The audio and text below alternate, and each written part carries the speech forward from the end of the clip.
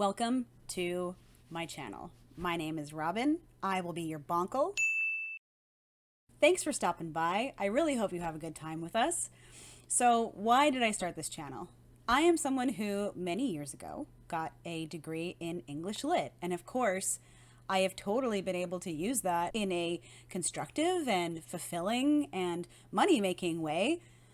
They ask you how you are, you just have to say that you're fine when you're not really fine, but you just can't get into it. I really enjoy the aspect of reading a work and then getting to see a visual reinterpretation of that work. So reading a book and then watching the movie or watching the series, or in the case of the House of Usher, stories and poems by the late Edgar Allan Poe. Now, I was an art kid, I was a goth kid, so I don't know if that translates at all. I memorized The Raven when I was 16 because, yeah, I was that popular. And I just really loved the aesthetics, the mood, the way that Poe really can put you in a specific place. He really knows how to evoke a certain feeling of claustrophobia or of fear, mourning, and of hope even. And it's just so beautiful. And when I saw The Fall of the House of Usher, I fell in love. It was amazing. It very quickly became one of my favorite shows. You might say, well, Robin, that show came out less than a year ago. So is it really one of your favorite shows? Or are you just neurodivergent and you wanted to watch everything and read everything that has to do with it because you were hyperfixating? And to that I say, shut up. Basic overview of The Fall of the House of Usher that is spoiler free. But before that, let's look at some possible triggers.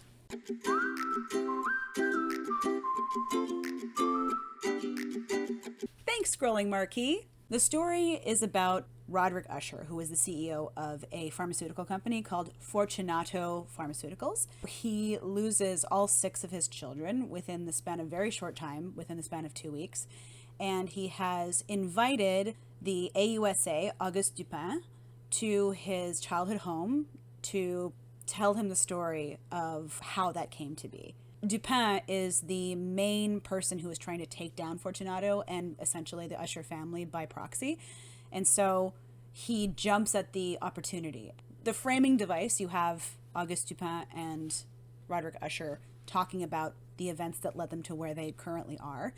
But the story mainly takes place between 2023 and 1979. So those are the 2 time periods that we kind of bounce back and forth. The story has supernatural elements to it. So if you are afraid of supernatural horror, this is something you might want to be aware of.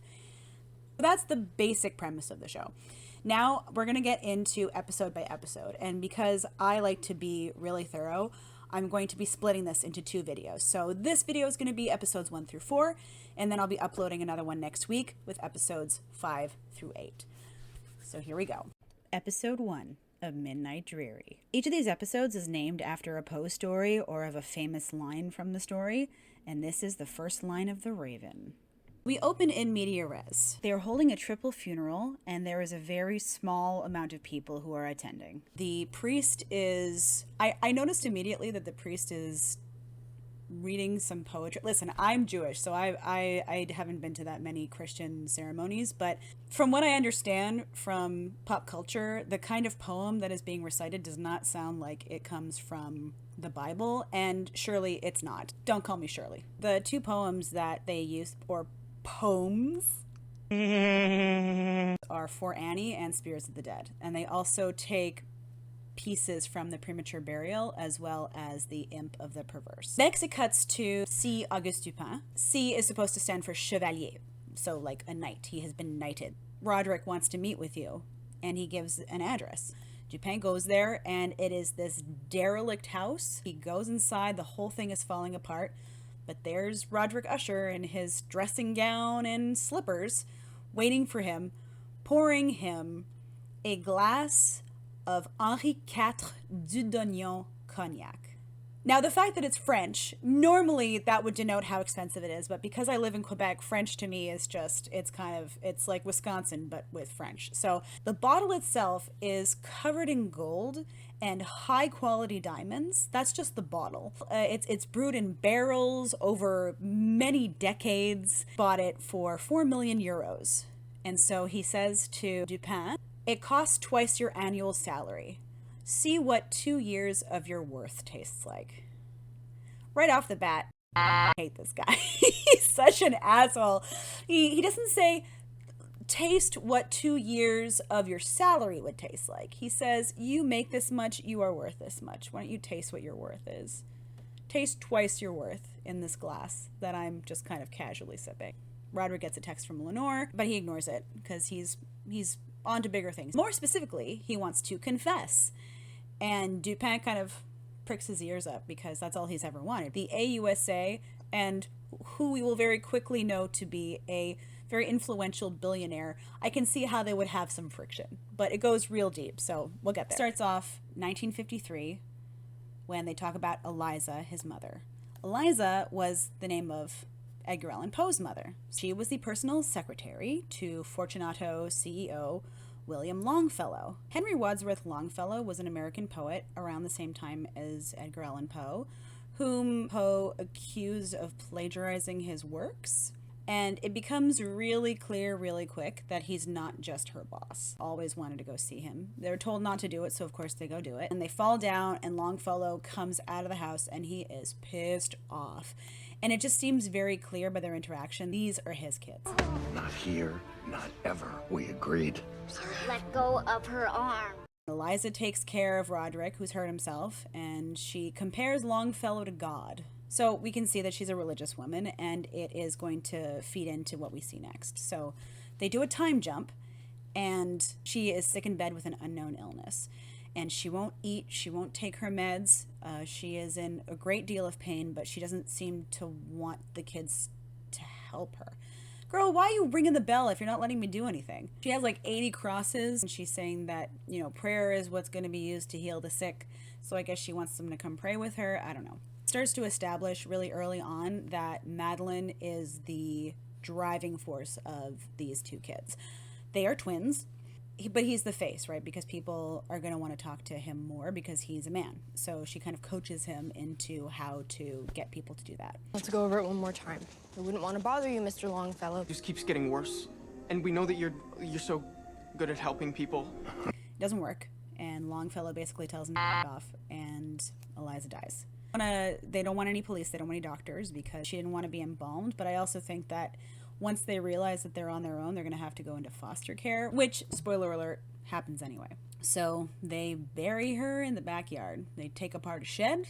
They bury her like 3 feet deep, which if you're going to bury a body, probably don't bury it in the backyard. But if you are going to bury a body in the backyard, make sure that it's at least 6 feet deep, with water and rides and, I'm just saying, don't do it, but if you're going to do it right. So that night, we see that the grave is empty. Muddy footprints leading into the house, and it turns out Mommy wasn't dead. So she goes straight for the kids, and for whatever reason, either because she recognizes them, they call her Mommy, I don't know, she stops and goes off to do bigger and better things. She goes to Longfellow's house and strangles him, and then dies. Roderick tells this story like it is the most wonderful thing that he's ever seen someone do. He took down an important man, and he's so proud of her for doing so. So that's foreshadowing. This coming out of the grave is from Poe's Premature Burial. Tale told of a French woman named Victorine Lafourcade, who was buried and whose lover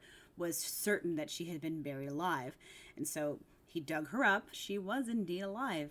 A lot of Poe's work had something to do with the fear of being buried alive, which was Poe's biggest fear, but also it was the primary fear of a lot of people in the 19th century. I'm not really sure if that is based on any truth, but that was like an urban legend that you might get buried alive. Roderick reveals that they cleaned this all up, that it wasn't in the media, that they said that he died of natural causes. Dupin asks him, why are we talking about this? He says, well, it's because my mother, she's standing right behind you. I read somewhere about high-powered negotiation tactics. Some truly brilliant business people will plant these moments into high-stakes conversations, force a reaction, make them turn around. I'm not going to turn around, Roderick. Dupin doesn't want to have anything to do with this. He is a very intelligent man, which you come to know very quickly. It makes sense because he's based on C. Auguste Dupin from many different stories, but his first appearance is in Murders in the Rue Morgue, and he is basically one of the first detectives in stories and fiction. He was a jumping off point for Arthur Conan Doyle, Agatha Christie. So the characters that are kind of more well-known, like Sherlock Holmes, were actually based on Dupin. So he's like, I'm not going to just turn around because you want me to turn around. But when we see that he's made that choice, blink if you miss it. Or if you're too much glare on the TV, you won't see, but someone walks away. Because his father didn't allow him to have a place in his world, that any of the kids that Roderick has, the gates are open. Your granddaughter again? Yeah. The gates are always open, but that doesn't mean you answer the phone.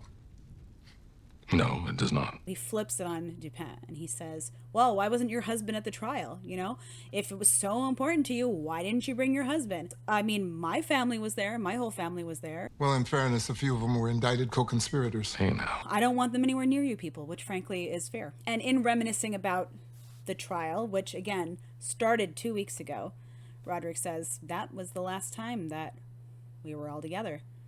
Alive. Flashback to 2 weeks to Dupin's opening arguments. It is incredibly effective and it's a really clever way to explain to us, the audience, what is actually happening. Fortunato, which is actually the name of a character from the Cask of Amontillado, we'll get there. He mentions Ligadone. So Ligadone is the name of the drug that Fortunato mass marketed. A short story about an opium user, and it's called Ligeia. Dupin talks about all the lost lives due to Ligadone, about the obfuscation and the burning and fabricating of evidence that doesn't support the preconception that Ligadone is safe and non-addictive, because it in fact is not. And then they introduce the lead attorney for the defense, the Usher's personal attorney, Arthur Pym, played by Mark Hamill. His performance is transcendent in this. I barely recognized him. I knew it was him, but the amount of gravitas, he's a powerhouse in this. If you know Mike Flanagan, in the Flaniverse, he generally tends to only hire actors he's already worked with before. But he broke this rule specifically for Mark Hamill, and I think it was a brilliant idea, because wow. This is the time where Dupin alludes that there is, in fact, an informant in the family. And that shakes everybody up. Roderick tells Madeline that they're having a family dinner. Shit's gonna hit the fan. So this is where we get an introduction to each of the kids. We have Frederick is the oldest. He has a wife named Morella and a daughter named Lenore. He is the right-hand man at Fortunato and also a board member. Frederick, I keep calling him Frederick.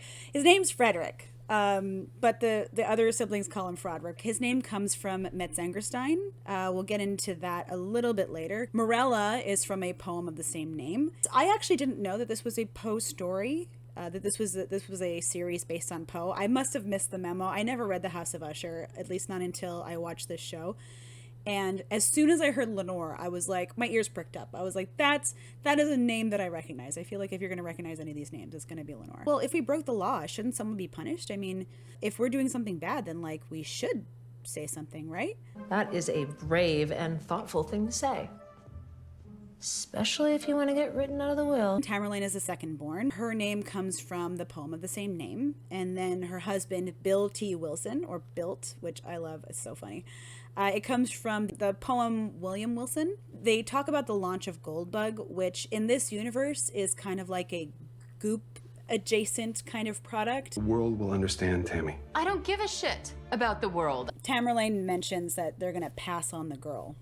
Victorine Lafourcade, whose name you'll remember comes from the premature burial, is working on an experimental heart mesh with her girlfriend, Alessandra. Alessandra is a heart surgeon, and they are currently in clinical trials at the animal stage working on chimpanzees. Alessandra comes from actually a play that Poe never published called Pollution.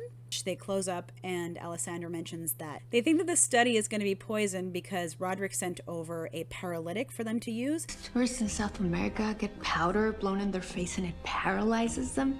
Well, this is the same stuff. It's unclear as to whether they actually use it. I'm not really certain if they actually use it, but they do say that it is a very strong paralytic, and she's worried that it's not going to make their results usable. Napoleon, or Leo, he gets his name from the spectacles. Leo is a video game developer and has a strong online following. He has a boyfriend named Julius, who he is cheating on because he can't keep it in his pants. Okay, my friends aren't gonna believe I met Napoleon Usher. Julius, whose name comes from the Journal of Julius Rodman. Then we moved on to Camille. Camille is their head of PR, who excels at spinning fiction into truth and vice versa. Camille L'Espagne is one of the characters from The Murders in the Rue Morgue. Has two assistants called Toby and Tina, although those aren't their real names. Asks her assistants to look into Victorine, and they express concerns because Victorine already knows that they're watching her, so that kind of shows a little bit of backstory that the two of them have some kind of rivalry. It seems really clear that they don't like each other. They scraped her off an emergency room floor. Do they think I can turn her into Princess Grace? My money is on one of the bastards. Who knows what that crazy little sorry, honey. Who knows what that crazy little spithead will or won't do? The informant. No, you have to come. And it's Camille. We all know it's Camille. Frederick is about as close to Roderick as you get without a junior. I don't know why I didn't just call him Froderick. See if he wants a profile on Leo. We can let Leo help out for a change. She's not in the will, is she? He has to be smarter than that. It's just an impression that I get. We meet Juno. I love Juno. I don't know what her name comes from. I mean, Poe mentions Juno as a satellite at one point, like Jupiter's satellites, but he never actually mentions, he doesn't use the word Juno anywhere else, so where that's supposed to come from.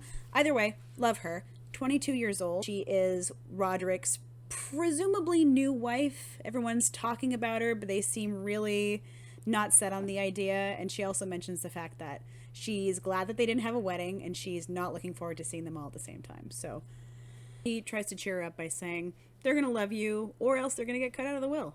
The doctor shows up, Dr. Donaldson, who he calls Don. So that makes him Don Donaldson, and I don't know why that name makes me laugh so hard. Don, what are you doing here? Don Donaldson. So the doctor shows up, gives him some kind of devastating news, which we don't hear. We don't know what it is, but he looks completely shook. And over the course of the series, we're going to find out what that information was. This is where we meet Prospero, or Perry. Prospero, or Perry, is named after Prince Prospero from The Mask of the Red Death. He's pitching a bar club franchise situation where they're going to serve Glenfiddich from the year that he was born. Madeline and Roderick want to leave something behind. They want something to fit into the brand, you know, and Prospero just isn't giving that. Madeline asks Roderick what's going on because she can tell that something's up with him. I don't know if it's the twin thing. She's incredibly intelligent. She's incredibly observant. He says that there's nothing going on. I also do love, though, that even though they gave him shit for Glenfiddich, whatever, when you watch him drink it, it's like, oh, well, this is pretty good. Then he hallucinates or remembers a vision of a woman giving him a glass. So next comes one of my favorite scenes in the entire show. I do believe that Netflix released it as it's kind of a teaser. I was hooked by watching this scene. It is so funny. It is so amazing to watch all these characters interact with each other. It would be something that I feel like would look really good as a play. Bruce Greenwood was actually not originally supposed to be playing Roderick Usher. It was supposed to be played by somebody else, but that person acted inappropriately on set. This scene had already been filmed. They all had to come in and refilm it. Greenwood had only received the script 30 minutes prior, and his performance, you would think that he was playing this character for months and years because he freaking nailed it. I really wish I could just show this whole clip, but I can't. So You're just going to have to either take my word for it or go back and watch it, because it's after dinner, and now we finally see what Morella has been working on. Apparently she is a master cake maker. She has made a cake that looks like pharmaceutical law. Roderick loves this. He thinks it's so funny. He thinks it's so cute. Coffee? No way. I bet it's cake.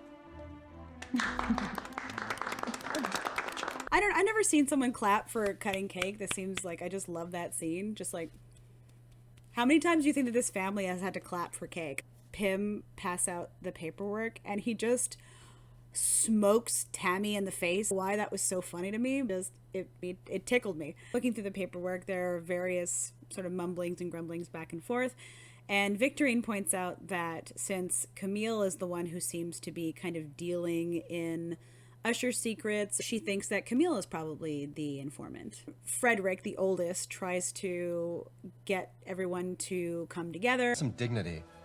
You want to watch me sign it? I'll sign it right now. How do you spell Froderick? Apparently that's particularly hard to film because Henry Thomas just kept making everybody laugh. His delivery and his portrayal of Frederick is impeccable. It really does show that Mike Flanagan chose each of these characters individually for the actor, because they all do such a superb job of it, and they really had fun. Madeline basically describes to us, the viewer, what the paperwork says, that it's particularly nasty if someone is talking to the feds.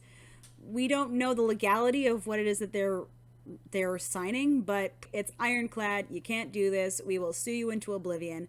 But Madeline takes it one step further. She basically says that if we find out that you are the informant, we're going to kill you.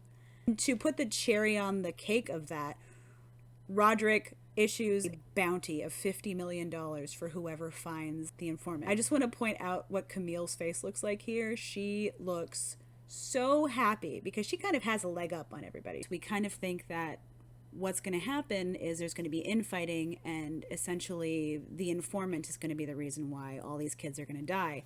And it's actually a lot more sinister than that.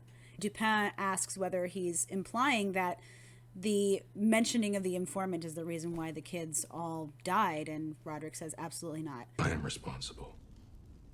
And more to the point, perhaps there's a woman. New Year's Eve, 1979. New Year's Eve, 1979. New Year's, 1980. Yeah, 1979 is going bye-bye. So Madeline and Roderick are dressed like Daisy Buchanan and Jay Gatsby, which is... it's gross. I was grossed out. I looked into it, and the original Fall of the House of Usher, the story, does have incestuous undertones, and they do lean into that a little bit in this show, and I think that this is a part of the way of doing that. Another way was how when Eliza came back into the house after she was buried there, they show that they are sleeping in the same twin bed. So we see the bartender, and we finally get to meet Verna. Want to start a tab? Buy now, pay later. What'd I say? I'm Verna. Verna is an anagram for Raven, one of the most popular and well-known works of Edgar Allan Poe. Bar that they've never seen before, and it would seem has a little bit of mystique to it. You know, she's like, oh, we're kind of here, we're kind of not here, you know, boogity boogity. So Verna asks them, oh, did you go to a costume party before this? They say yes. Why didn't you stay? You know, we wanted to go to another location. But the two of them are looking real squirrely, but also real proud of themselves. We know that something happened. We just don't know. Verna asks them if they have resolutions, and Roderick says, yeah, we're going to change the world. Dupin says, you're taking me back to 1979. That was when everything changed at Fortunato. Something happened, and we as the audience don't know what that is yet, but they do. They know what the result was, but they don't know exactly what happened, and so that's kind of what piques Dupin's interest. We're right back at the starting, at the funeral, and they walk outside. Roderick goes to his limo, and inside we get a perfect jump scare. There is a jester inside the car, and then Roderick faints, looks up at a raven, and says, it's time. Episode 2, The Mask of the Red Death, opens with a young Dupin. He is standing above an open grave, and he's talking to the groundskeeper, asking what he thinks happened. And then up comes an actual police officer scaring him away. He's not a police officer. He's actually a medical investigator. So his boss gives him crap and says, what are you doing? You shouldn't be down there. Dupin, rightfully so, says that there's something going on. There are patients who, as far as we know, didn't sign off on certain medical treatments. They didn't inform the families, and then they died, and then their bodies went missing. This is 5 at this point. So he thinks that something's going on. He's not an actual cop, but he is an investigator, and he's smart enough to be able to put 2 and 2 together, which nobody else seems to want to do. His boss shows himself to be a bigot. I've had issues with you people in the past. You people, whole damn office still white as cream cheese, in case your word were invading. Who says I'm talking about your skin? That's right, I noticed that too. Tells him to back off, and his response is something that I would have said. The world needs changing. You could sit across the table from all of the world's greed and evil and darkness. What would you ask it? Was it ever going to be enough? How much money would make you say, we did it? Does that number even exist? That's an idiot question. Of course not. And as this conversation is happening, you can see Prospero behind Dupin. This episode starts off the death of Roderick's children in reverse birth order. Prospero, being the youngest, is the first one to go. So the introduction that we get to Prospero, the proper introduction, is Roderick saying that he, if nothing else, was crazy. First shot that we get of Prospero, a big puddle of naked bodies. And this will come back later. Perry appears to be in a throuple or a polyamorous relationship with 2 different unnamed people. One person is more femme and one is more androgynous, non-binary looking. I watched this a couple times and I only realized the last time I watched it. This person is crushing up pills with a butt plug. You know what? Use what you gotta use. Immediately, Perry threatens them with a fork because he can't find his eggs. Babe, no one touched your eggs. He gets a text from Froderick, supposed to shadow him at Fortunato, so he gets dressed and leaves. As he walks in, there's 6 lawyers at the table. They're making allegations and accusations as to how these specific buildings are not in keeping with the EPA guidelines, and he takes it and starts sifting through it like he is shopping for an Airbnb. He is incriminating himself. Frederick takes him out. He says, listen, how many lawyers did they bring? 7. They brought 6. Oh, okay, they brought 6. We have Arthur Pym. Because Arthur has the power of 6 or 7 attorneys. I don't know why they gave Henry Thomas all the funny lines. Maybe because he does such a good delivery of it. I also want to point out that ponytail was entirely the actor's idea. So you can see the tension, the friction between Frederick and Perry. They don't seem to get along.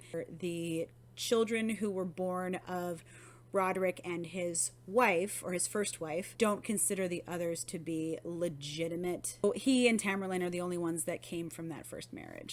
The test chimp looks like it's about to die, so Victorine pumps it full of adrenaline, even though Alessandra tells her not to, and the chimp dies.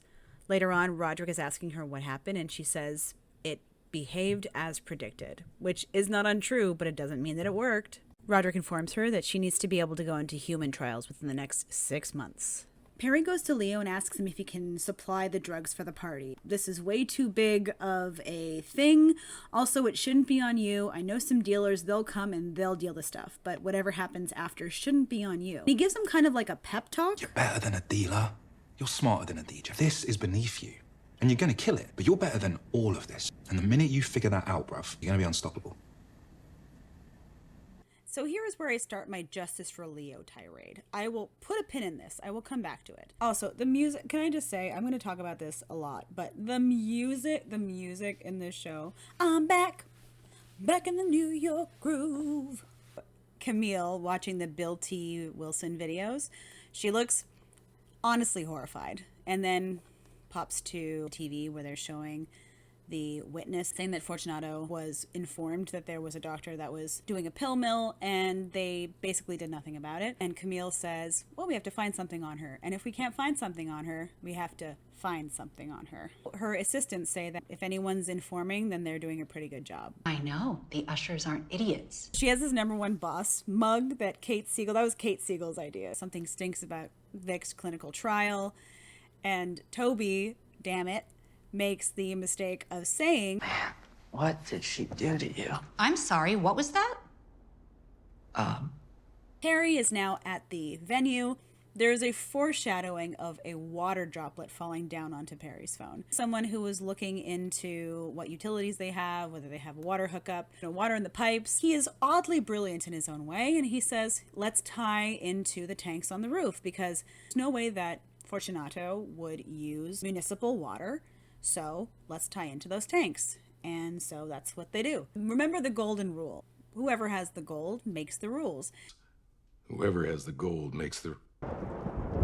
Then he makes his first mention of codicil. I am not going to read out the entire acronym. I'm just going to put it on the screen.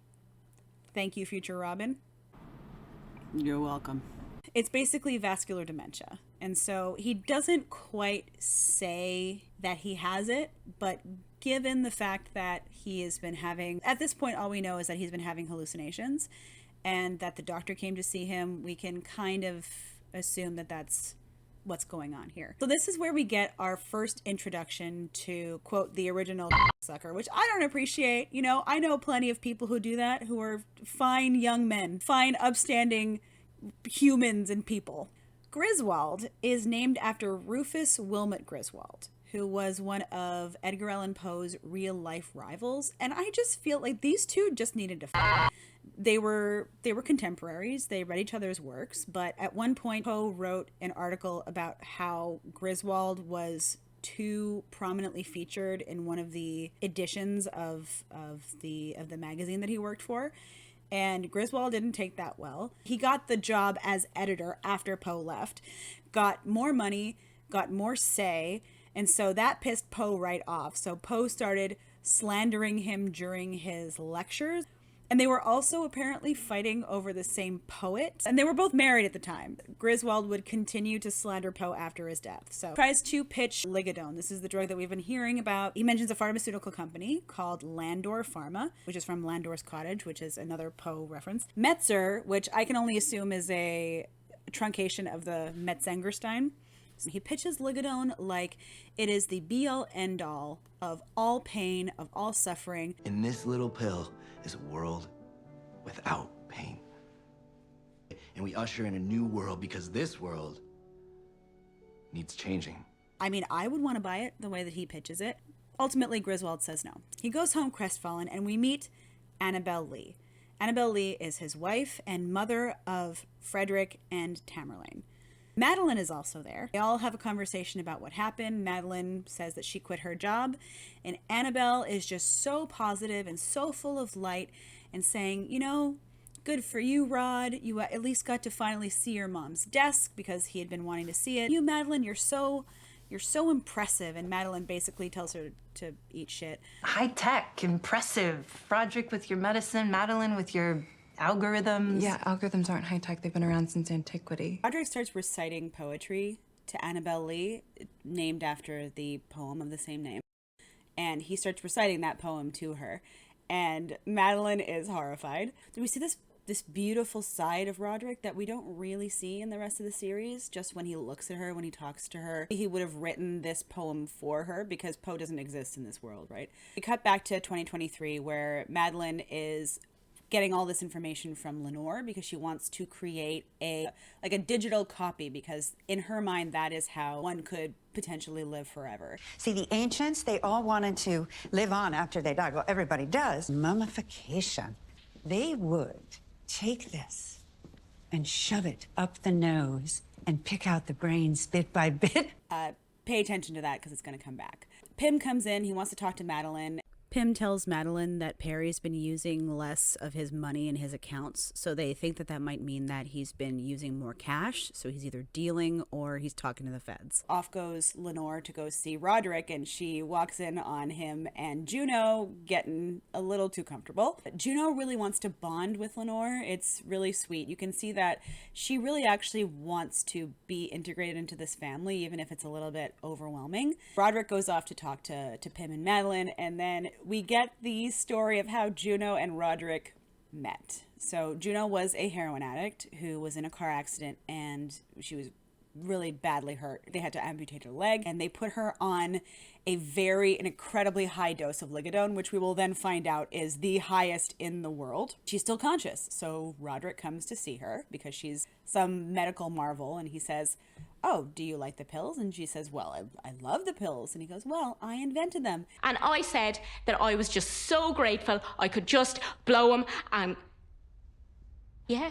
Perry asks Morella to come to the party, and she is initially horrified, but he has this seductive quality. He gives her one of his burner phones, code 666999, of course, and he goes off on his merry way. Tammy and her husband, we figure out what the girl was. It was a sex worker who comes to their house dressed like Tamerlane and has dinner, conversation, sex with Bill. She enjoys watching them. She enjoys watching them give each other affection without having to actually produce any herself. Camille is at home, and she is starting to get into the Bill T. Wilson videos. She starts miming what he's doing, and the assistants come in. They tell her that there's something going on with Vic's study, maybe, and that they're going to look deeper into it.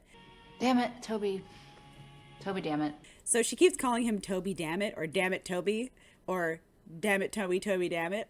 And I realized that, once again, it is a reference to Poe's story, Never Bet the Devil Your Head. So Rue stands for Roderick Usher Experimental. And she mentions that when they were kids, he called it Rue Zoo. But then when they got older, he called it Rue Morgue. And then we find out that they are really full service assistants because they get naked and wait for her in bed.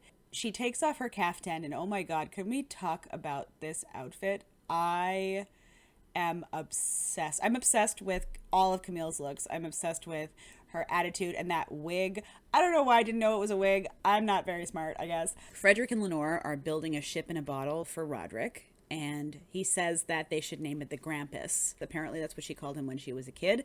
And the Grampus is the name of the ship in the story Arthur. I never remember the whole name of this damn story. It is so freaking long. The Narrative of Arthur Pym of Nantucket.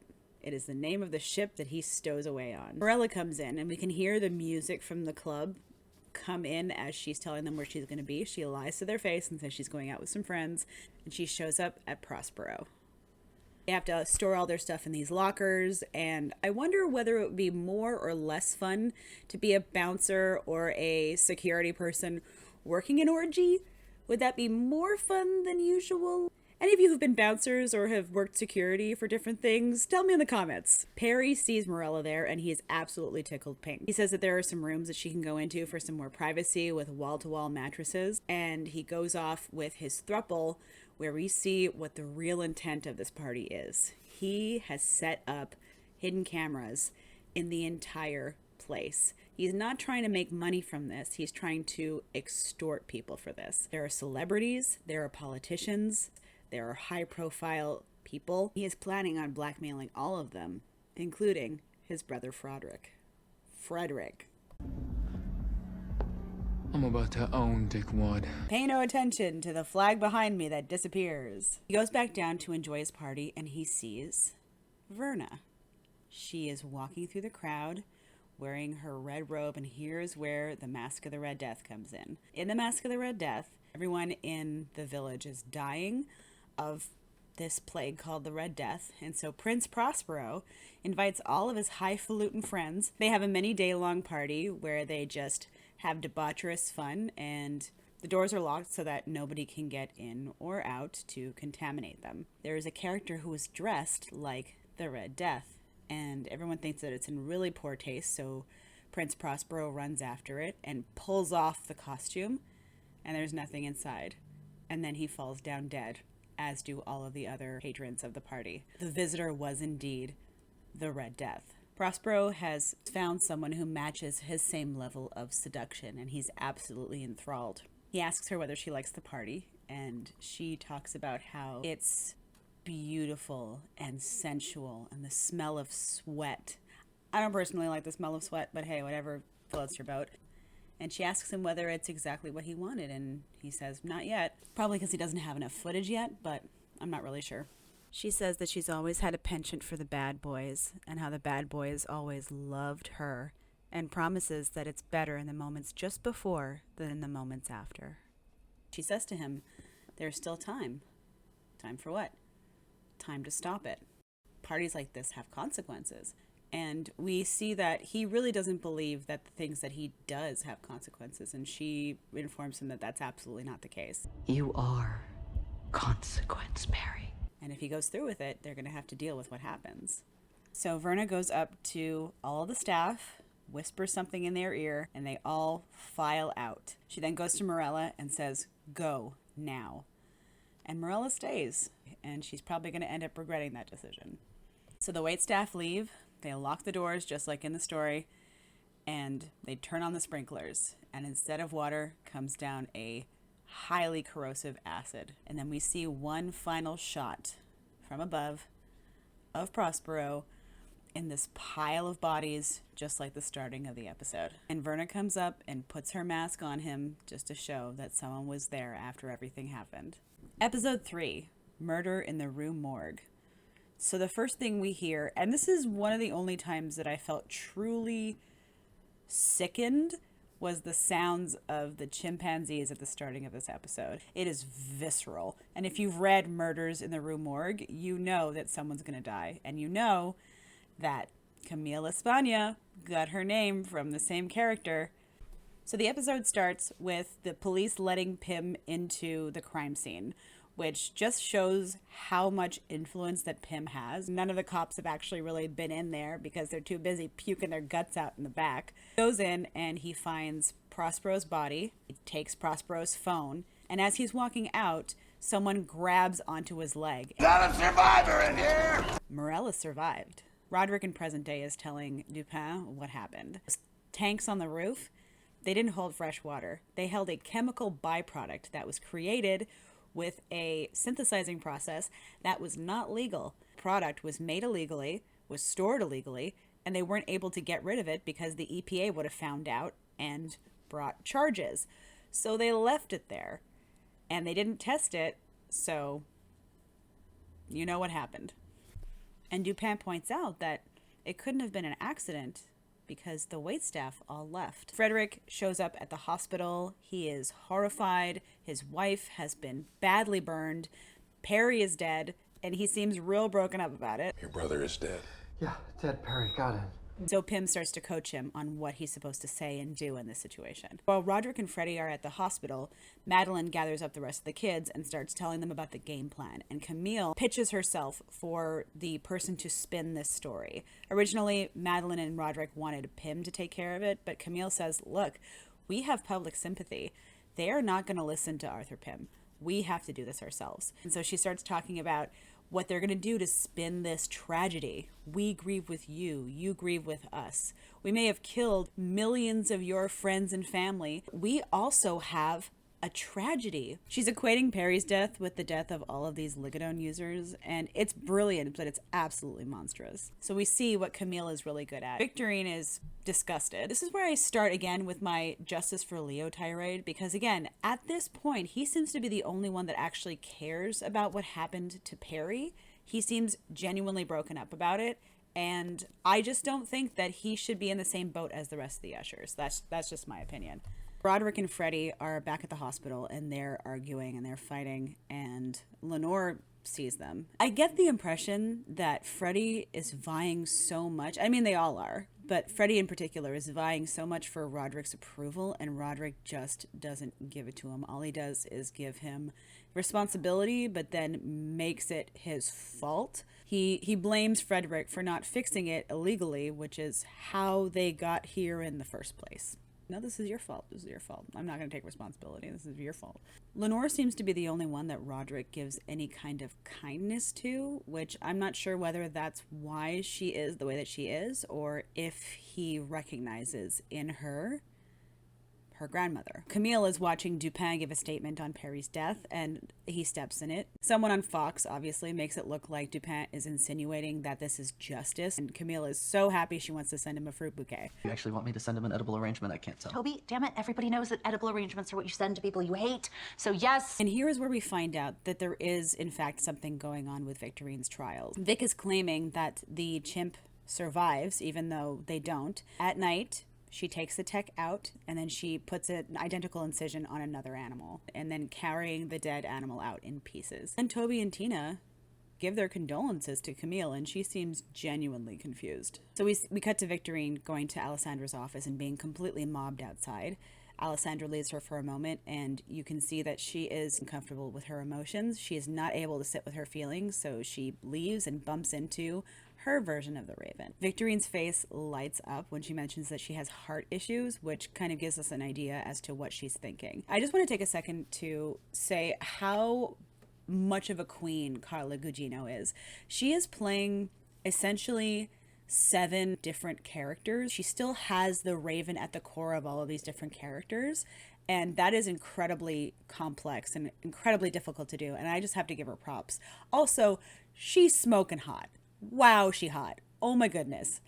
So Mike Flanagan really wanted the actors to take these characters into their own, and Kate Siegel had so many ideas of what she wanted, and one of them was to have different nails for each different outfit, but unfortunately, since they had to film everything within like a short span of time, that wouldn't actually work if they had to do more than one scene during a day. But I would have loved to see that like she really runs with this character, and I want everything in her closet. I want it. Goes up to Leo's house, and Leo has already had an edible. He's already high. You're the front line of my PR campaign, and you just took an edible? You want some? I mean, yeah, I want some. Something fun about Kate Siegel is that whenever she does a character, she tries to have something that is just to herself that she keeps in her mind so that she can keep that character grounded. She had decided and spoke to Mike Flanagan that she was going to be sober. So within the story, it doesn't really feature, but at this moment, this is actually her kind of falling off the wagon, which I find super interesting. Camille says that she loves Julius, and she thinks that Leo should bring him around to the family, incorporate him into the family. So Camille and Leo start talking a little bit about why Tammy and Frederick call them the bastards. You find out that Perry was 16 when he found out that he was an usher. 16 years old, from rags to riches. That is very likely what messed him up. And that is something that actually comes back, just because Roderick Usher has all this money, as soon as these people are introduced into the family and introduced into all of that wealth, it kind of messes them up. It doesn't actually help them. Leo says, oh, no, I stay out of that. I make video games. And no, you don't. No Usher really makes anything. Based on the fact that Roderick and Madeline keep talking about their legacy and what they're going to leave and how they're going to change the world, Ushers don't actually make anything. Some of Leo's friends come over, and Camille decides to leave, and they bring what they call Monty. Monty is a street derivative of Ligadone. There you go. Monty, I believe, is short for Montresor, which is the main character in The Cask of Amontillado. So those of you who have seen other Mike Flanagan works know that he is partial to the monologue. But what I really love about the House of Usher is that you can have characters monologuing, but it feels organic to the situation. It doesn't just feel like a vie for some kind of artistic credit because, monologues are such a heady thing. This monologue about lemons, and once again, like the scene earlier, I wish that I could show you the whole thing, but this monologue about lemons is all you need to see just how evil Roderick Usher is. When life hands you lemons, you don't make lemonade. You stockpile the lemons, and then you raise the price because now they're scarce. You have iPhone make apple limon, a special Swarovski diamond, yellow, and you call them lemon drops. You have a Kardashian suck a lemon wedge in a sex video. You change the genetic code to make them look just a little bit more like tits, and then you purposely take that genetic code and you circulate it among the farmers so that you can then sue them. Hashtag lemon becomes a thing. Billie Eilish, hashtag lemon. Did you see that show? Did you listen to that song? It was effin' lemon. And then once you've made billions of dollars, you can sell your lempire, and then you make some lemonade. Chills, absolute chills. And the face that Auguste has, that Dupin has, the face, it is priceless. My husband hadn't seen this yet. I was watching this, and this monologue came on, and he came in from the other room and just looked at me and gave me the same look that Dupin has. It's like, I feel like we've had an idea of who he is from the last 2 episodes, but when this moment happens, oh, chills. Absolute, what a monster. Lemon lobbyists, I can't. It turns out that there was Monty in Perry's system when he died. And this is really weird because I I have noticed that though Roderick has said, oh, I've brought you here, I want to make a confession, then any time that Dupin even slightly mentions the way in which his actions or his drug may have had an effect on his kids, he is really opposed to it. And so for someone who's like, oh, I'm going to take responsibility for killing my kids, as soon as he says, oh, well, Monty, a derivative of Ligadone, was in his system, and it's like, no, it wasn't the drugs. It feels as though Ligadone is the only child that he actually claims. First, he starts saying like, no, it's the people who get their hands on Ligadone. It's the street variation. We can't regulate that. But then he does a complete 180 and says, well, the pill wasn't really mine. Anything that happened, like we thought that it was going to be non-addictive, and we thought that we could trust these people. And Camille is the one. Camille is the one who knows how to cut through the bullshit. So she grabs him. She puts her hands on his shoulder and she's like, nah. You're not gonna, no, don't kid a kidder. Don't spin a spinner. You are full of shit. And I really love that. Real amazing jump scare also. Oh, I'm a victim. The drug wasn't mine. Cut to. This is my drug. Not me trying to look fancy, but have all the coffee just spilled around the sides. So Roderick is pissed because Griswold went behind his back and did exactly what he suggested to do. He bought Landor Pharma, he bought Metzer, and now he's going to start production on Ligadone. Griswold gives him a promotion, a raise, and $500. I guess that's what it costs to steal someone's idea. But an idea is but a fart. Rod tells Annabelle, and she's so happy for it. She's so supportive. Madeline less so. And then Madeline brings up the Muldoons. I couldn't find the name Muldoon anywhere in the Poe universe, but basically they were foster parents who treated the kids like crap, who took all the money, forced them all to sleep in the same room, and Roderick thought that was deplorable, which it absolutely is. And so he went right at them, he criticized them to their face, and they locked him in a closet. Madeline says Griswold is the same thing, so he's gonna lock you in that closet and brick you in there too. Annabelle finally says to Roderick that she is not a fan of Madeline. It's, she understands that there's trauma and hurt people, but she just doesn't like the way that she approaches things. And Roderick lulls her to sleep with another recitation of Annabelle Lee. So we find Leo waking up after the bender. Trigger warning, there is going to be a dead puppet cat. I don't know what Mike Flanagan has against cats, but I will say that I do appreciate that it looks really not real. I don't know if that was made on purpose, but Leo wakes up after the bender and he goes to get some juice, and it turns out that he is just covered in blood and he is terrified. He goes to check to see if Julius is okay. Julius is fine. But then we find Pluto with a knife in him. Leo frantically cleans up. Meanwhile, Pym has photos of Perry's party and he's talking to Madeline and Roderick about it. They're talking about this woman that everyone saw but nobody could identify. And the waitstaff can't remember deciding to leave. They just all had this feeling that they needed to get out.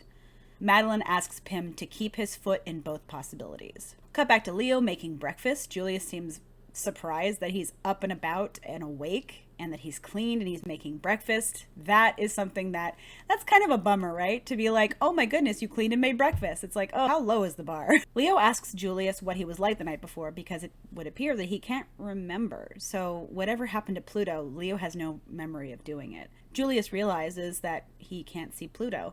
Where's Pluto? Oh my goodness, says Leo, maybe we accidentally let him out. How long was it last time? And then we find out that he has 3 days to be able to either tell Julius what happened or figure something else out. Meanwhile, at the hospital, Lenore asks to go see her mom, and at that point, Morella has woken up and she is frantically tearing off the bandages. And this is such a gruesome, visceral scene where she's tearing at the bandages to try to get out. I don't know what is happening. I don't know if this is the first time she's been awake since the party, but it is absolutely foul. Meanwhile, Victorine is calling the Raven to talk to her about a new experimental heart mesh that she thinks that she would be a perfect candidate for. She knows that this woman would be jumping at the chance because it could greatly improve her quality of life, regardless of the risks. But we know that if she does sign it, she would almost definitely die. So Camille's assistants come to her house, as they usually do, and she's wearing the built sweatsuit, and I love that. It's just little elements to show that Camille is starting to really get into it. But unfortunately, even though she wants them to perform the more salacious aspects of their job, they refuse. They say that they're dating, they're in love, and they don't want to have sex with her anymore. So apparently they signed NDAs. This is not the first time that we hear about this. And they also signed consent forms. I cannot imagine that those consent forms are legal, but based on what we've heard about Arthur Pym, that doesn't seem to really matter. They're ironclad regardless. She fires them.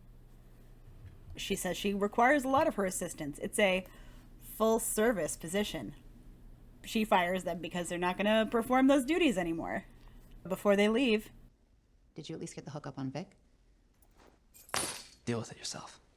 Meanwhile, Tammy and Bill are having their special friend over. Comes to the door to let Lauren in, and it's Candy. Candy, of course, is another avatar of the Raven. And she comes in, and as soon as the Raven sits down, she emulates Tamerlane beautifully. She does the job even better than Lauren could ever possibly do. I was craving that today. I almost texted to ask if you'd do your chicken piccata. Ugh, I just love you. She asks Bill how his day was, and he looks genuinely shocked, like no one's ever asked him how he was before. He gets so excited and starts pitching Goldbug ideas to Candy as Tammy. Camille shows up at Rue Morgue and, of course, parks in 2 disabled spots. Thanks a lot. I mean, there's nobody there, but also it's just like, can I take a second? It's fine. I'm fine. Shows up at Rue Morgue and takes up not 1, but 2 disabled parking spots and parks diagonally across them, walks into the building. And there is Verna as the security guard. Verna warns her, you don't have to be here. Camille threatens and says, okay, here you go, let you in. So anyone who's read the Rue Morgue knows what's about to happen, especially since we heard the chimpanzees at the start and we saw Camille's body. We saw what it looked like when she grabbed Roderick's shoulders. We know that something's going to go down in these cages here. In the Rue Morgue, she was killed by an orangutan, which is different, but I guess because they needed it to feed into the experimental side of it, that they decided to go with chimps for this instead. Camille's walking around taking photos of the chimps. I don't know exactly how the photos are supposed to prove what Vic is doing, because presumably she's still stitching them up, so you would really have to do, I guess, an x-ray to find out whether the heart was still in there, but she seems to think that this is enough to be able to incriminate Victorine. She doesn't notice that one of the cages starts to open, and suddenly she turns back and there's the Raven, and Raven's asking her, "Why do you hate Victorine so much? You're the illegitimate daughters of Roderick Usher. You could have been an alliance. You're both so alike. Vic chose a much better profession to hide her true nature. Not like you, though." We get another really good monologue from the Raven about the way that humans have mistreated animals throughout history. And while it is completely valid, and while Camille doesn't seem to really care about the way that Victorine is treating the chimps, she only seems to really care about incriminating her. This monologue seems to be a little bit hollow because Victorine is the one who should be hearing this. Camille still thinks that the Raven is just a security guard and starts to threaten her. And then we get some fun. The Raven jumps on the table and starts to act more and more ape-like, and we start to realize that she is simply embodying the chimp that has gotten out of its cage. And she starts to get more and more animalistic. And then she pulls open her shirt to reveal the incision in the chest and tells Camille she pumps us full of adrenaline to make it look like it works. Here is where Verna really reveals what her intentions are. She says, "You could have died in your sleep," but we know that she still would have died. So this is when we start to realize that these kids are going to die regardless of what their choices are, but how they die is up to them. And Camille is a true queen from start to finish. She looks at Verna and she says, "I got mine." As she takes a photo of Verna as the chimp, in the lens of the camera, you can see that it's the chimpanzee. The next morning, the lab techs show up and they open the light, and we see just how gruesome this scene is. Like, you can see where she's crawling away. You can see the streak marks, her whole face and body just completely mutilated. And it closes up on the chimp that gives a sinister smile to the camera. Cue credits. Episode 4, The Black Cat. All right, you're going to hear a lot of me defending Leo in this episode, so be prepared. The Black Cat is a story by Edgar Allan Poe about an alcoholic who kills a cat that he has in anger. He then buys another cat that resembles the black cat that he harmed, and he starts to get more and more angry with this animal until finally he ends up brutally murdering his wife and then sealing the cat up in the wall with her. But the meows of the cats alert the police to what he's done, and he gets caught. So it starts off with Leo talking about how he wants a little pussy, don't we all? And he really wants to get a black cat. And so here we see Leo's version of Verna, the woman who works at the cat shelter. And I just love the little touches. She has a little bell around her neck, which I find so freaking cute. So Verna tries to ask Leo to adopt some of the short timers, you know, some of the animals that really need to be adopted sooner rather than later because it's not a no-kill shelter. But he sees a black cat, one that has many people who have been trying to adopt it. He says that he's not going to leave without it. He offers to buy the shelter. He says he's going to take all the cats and give them to orphanages, and he tries to bribe her into letting him adopt the cat. She says yes. Everybody's happy. He brings the cat home, and as soon as he lets it out, the cat scratches him and then runs away. Then he gets a phone call, and it's Roderick telling him that Camille has died. It's just Madeline.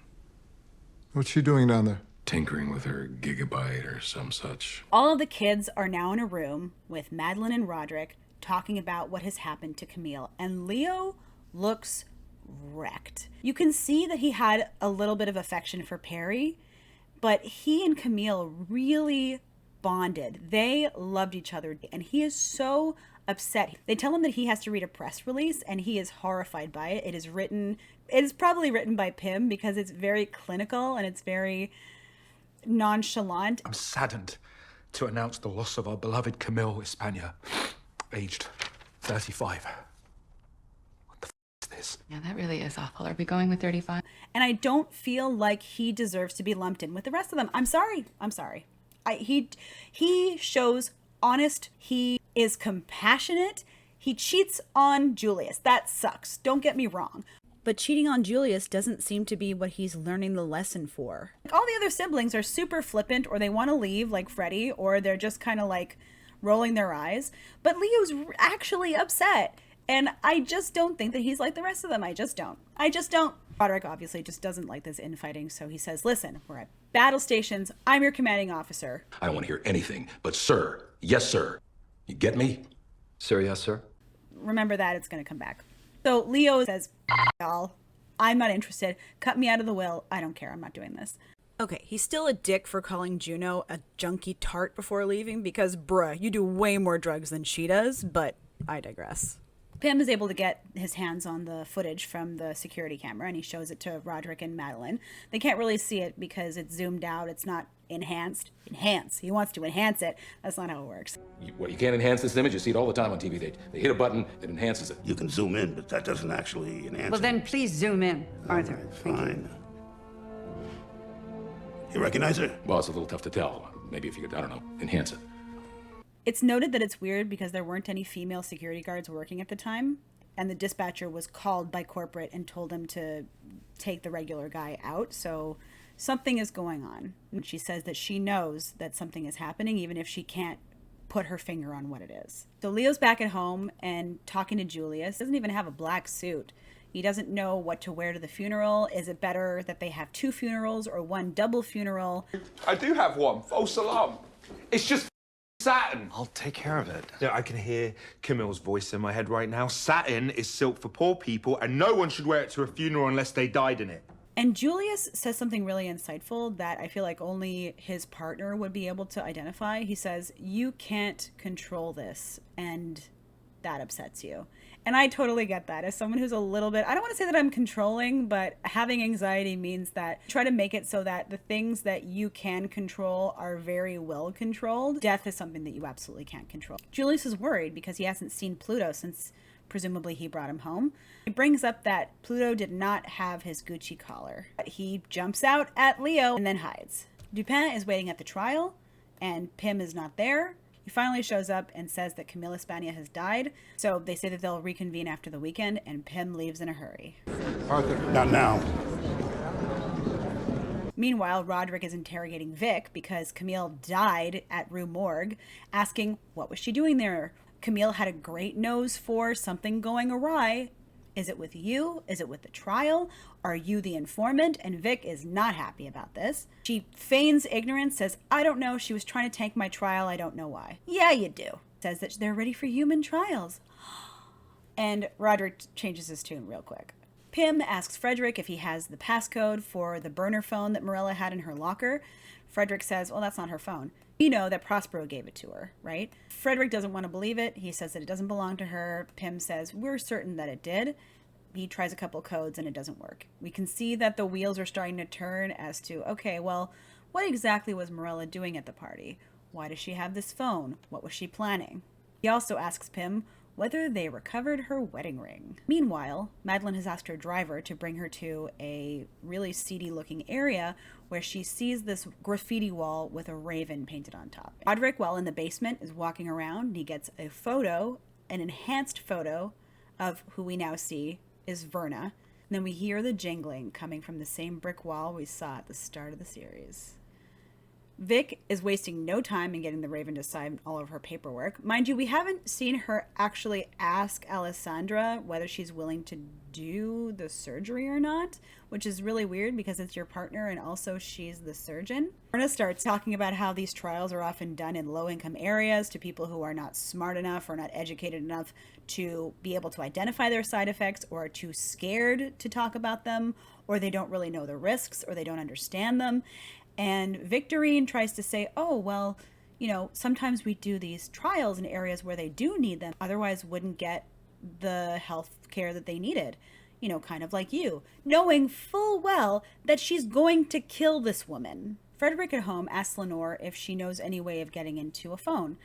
And she answers basically the way that any of us would answer. You need a face, you need a fingerprint, or you need a passcode. Leo and Julius are at home trying to sleep, and Leo is tossing and turning, and Julius cannot handle it. I understand.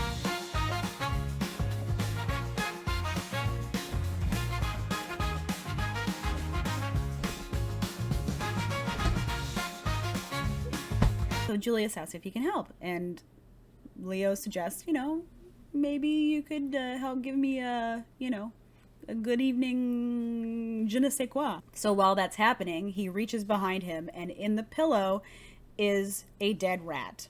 So he freaks out, accidentally hits Julius in the nose. Julius runs off, and Leo pulls up all the sheets and throws them in the trash. Roderick is talking to Dupin about displacement and talking about how someone would take their anger and frustration out on someone who can't really give it back, or you won't really face any significant consequences. How he wishes how his kids could have found coping mechanisms in sublimation, taking your anger and frustration and putting it into something constructive, like kickboxing.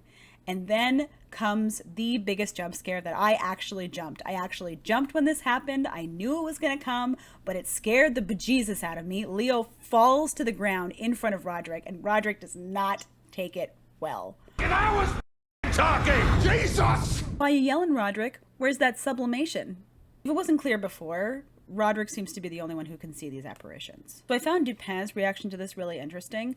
As we know, he is a gay man of color, so he is probably really used to white men screaming in his face like this and maybe gotten physically violent, so his reaction is not surprising.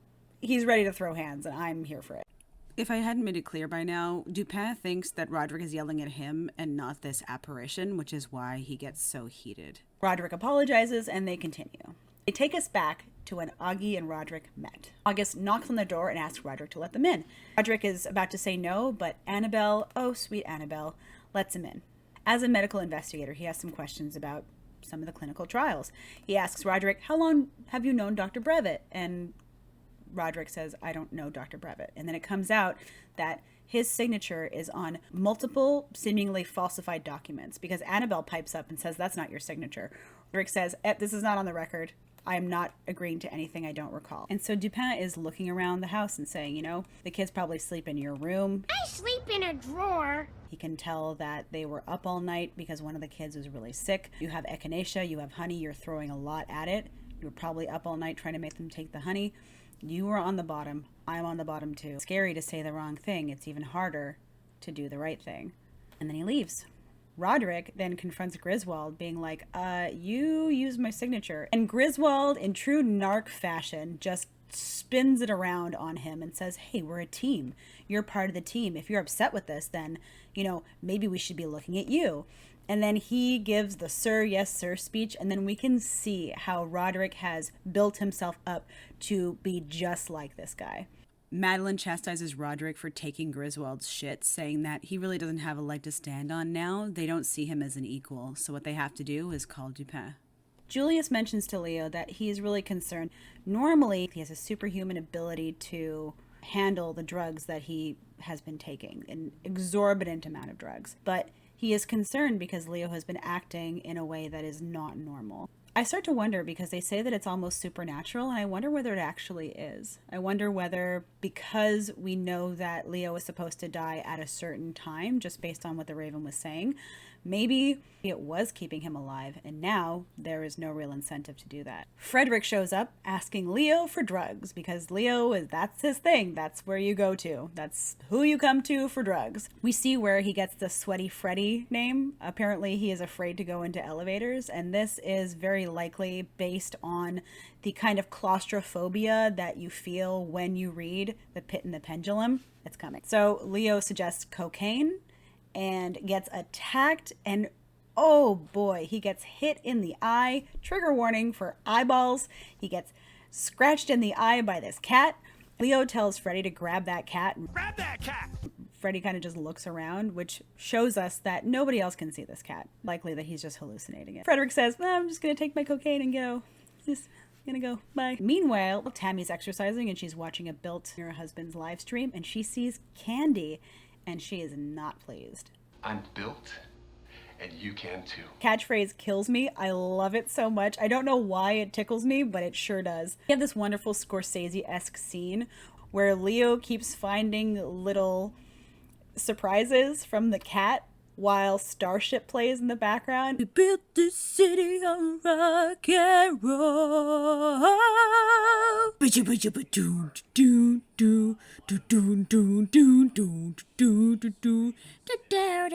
So he calls Verna. She shows up with a cat carrier. She tells Leo that cats are predators, you know, even though they're little tiny ones. Little cute, little fuzzy. You want to sit on my lap for the rest? Let's see if she'll stay here. No. No, she hates it. I'm going to put her down. Good girl, I love you. He shows her the bathtub where it's just full of these little surprises that the cat has been leaving for him. Birds and mice and all different kinds. That looked normal. Well, I'm a little surprised she put them in the tub. I found these all over the place. One was on top of the fridge. This is really where my problems with Downfall of Leo really starts to come. Because with Prospero and Camille, Verna warns them. Verna says, you shouldn't do this. You don't have to do this. But with Leo, it's like she's goading him. She follows him around. She says, heads up, and the cat attacks him. Trigger warning again. He gouges one of the cat's eyes out, which does happen in the book. Again, it looks really fake, so thanks. But then you see that Verna's eye is gouged out. It seems like the whole point of this, the only thing that I can possibly think of is to be like, you shouldn't be taking the drugs, right? Because he presumably killed Pluto while he was blitzed out of his mind. He's probably hallucinating right now, in part due to the drugs. And he even says, oh, maybe Julius is right. Maybe I should lay off the drugs. She says, oh, cat's in the walls. So he grabs what I assume is some kind of collector's Thor's hammer and just starts pounding away at the walls looking for this cat. Cut to Frederick taking the cocaine and looking sideways at the phone. Takes Morello's heart monitor off and tries to use her skinless finger to unlock the phone, and it doesn't work. And when that doesn't work, he takes her bandages off and tries to use her face to unlock it. Again, her skinless face. Shockingly, that doesn't work. Tammy confronts Bill about what she sees, and he says, oh, I'm sorry, I didn't notice her. Did you take a screenshot? It's a live stream. You can't take a screenshot. Is that true?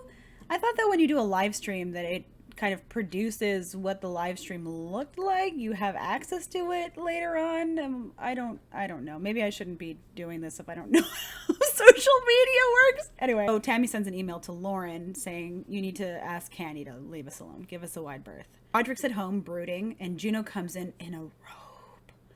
This robe is a moment. And she tries to distract him. Also, her leg, her bedazzled leg is so gorgeous. I have a cane that I bedazzle, but this is like next level. And she mentions that she wants to go off the Ligodone, and he's not happy to hear that. You are my perfect, beautiful proof. And that really hit me the wrong way. It's like, oh, she's not a person. She's a rebuttal. You don't actually see her as her. You see her as a shill for your f***ing drug. And this is the first time that we see Roderick hallucinating one of his kids' corpses. It's Perry. I don't know if it's because they were gonna get sexy, and I don't know if it's because Perry was like, "Oh yeah, you wanna f***? You're gonna think of me, motherfucker." Roderick freaks out, understandably, and Madeline shows up, and this is when we actually hear him say out loud that he has Catacil, the same thing his mom had. He seems to think that what he's been seeing is due to the vascular dementia and not something more sinister.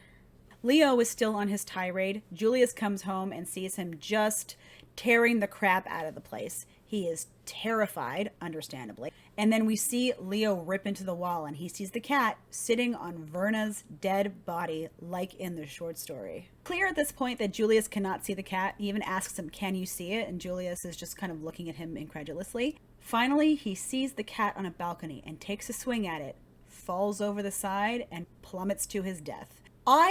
I don't know if anybody else was thinking this, but since they show the car so often and Griswold talks about this Ferrari and it's right in front, I thought he was going to fall on the car. Instead, he just splats on the pavement, and that sound design. Ugh.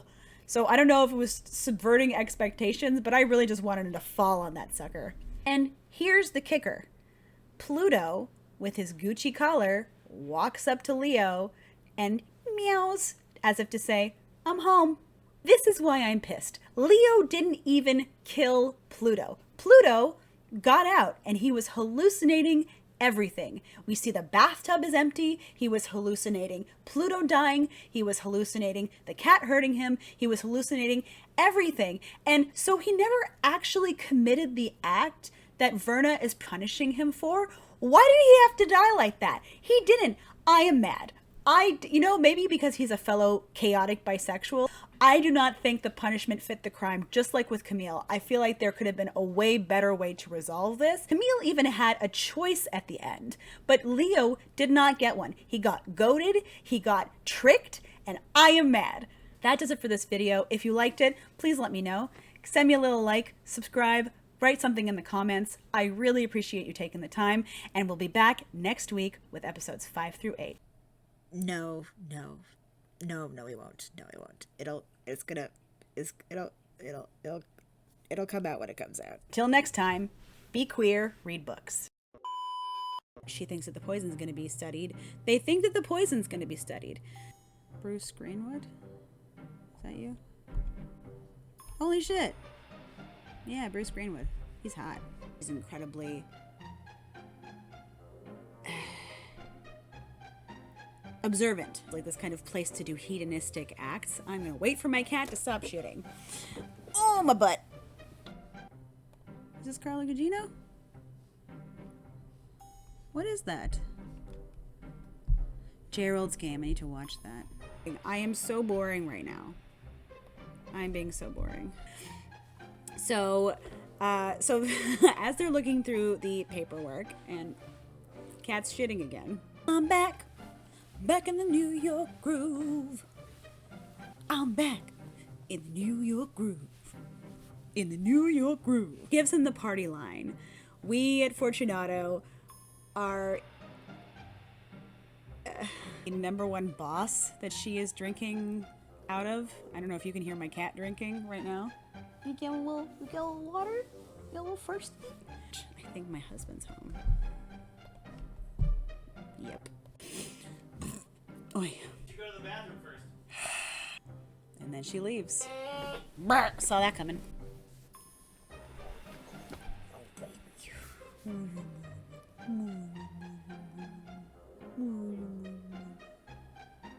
She hates this. So I picked up my cat, and now I have cat hair all over my face, and I'm just gonna let it happen. It was interesting the way that I have, ugh. Yes, Pepper. Yes, Pepper. Oh, itchy eye, itchy eye. Oh no! And so this byproduct was too corrosive to send out, so they just left it there. Gesundheit! So this, Gesundheit! So this chemical product was, my cat is being super cute, but annoying. It's gonna is the, oh my cat, she's doing a little pause. So let's take a pause. And Monty, it turns out, is a derivative, a street derivative of, I got cat hair on my face. My water's gone. Oh! I forgot that I kept waffles here. Computer waffles.